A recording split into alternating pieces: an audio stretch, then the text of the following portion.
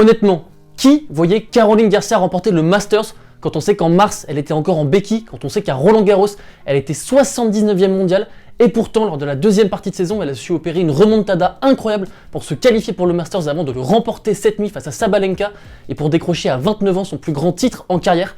Elle devient donc la 3e française dans l'histoire à remporter le Masters, et on va débriefer tout de suite cette finale, donc c'est parti, let's go!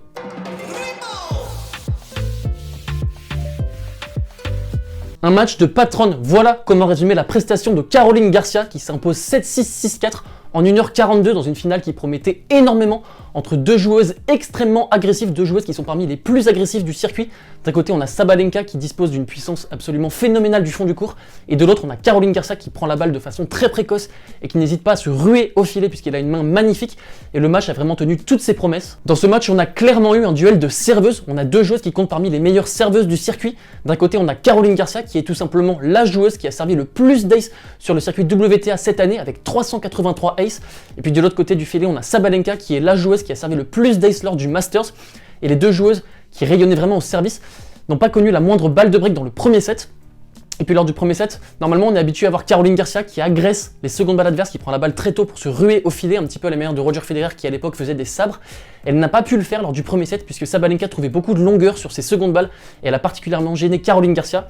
Et puis lors du tie-break du premier set, puisqu'on est allé jusqu'au tie-break, puisque les deux joueuses n'ont pas concédé la moindre balle de break, on a vu Caroline Garcia qui a commencé à se reculer un petit peu à la relance sur les secondes balles adverses, et ça a complètement déstabilisé Sabalenka qui est partie à la faute et qui a commis 2 doubles fautes lors de ce tie-break, avant donc d'offrir le premier set lors du tie-break à Caroline Garcia. Et puis dans le deuxième set, Caroline Garcia a breaké d'entrée avant de tenir son engagement jusqu'à la fin du match. Elle n'aura donc pas concédé la moindre balle de break lors de ce match, qui a vu seulement une balle de break convertie donc par Caroline Garcia, un vrai duel de serveuse comme je vous le disais.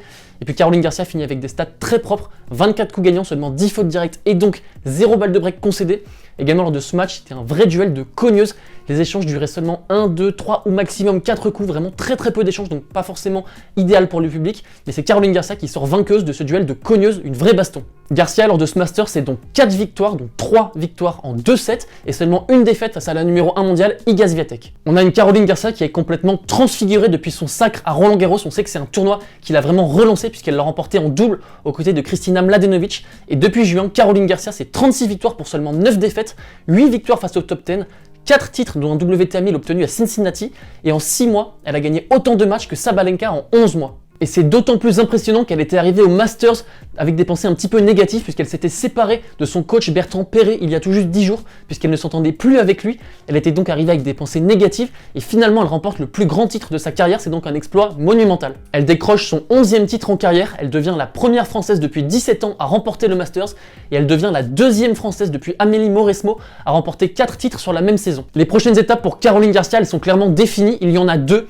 La première, c'est tout d'abord de progresser au classement. On rappelle qu'avec ce sacre, elle passe numéro 4 mondial et il y a de grandes chances qu'elle devienne la dauphine d'Iga Swiatek jusqu'à Roland-Garros prochain, puisqu'elle a très peu de points à défendre lors du premier semestre prochain. Et puis le deuxième défi de taille qui s'annonce pour Caroline Garcia, c'est bien évidemment de remporter un grand chelem.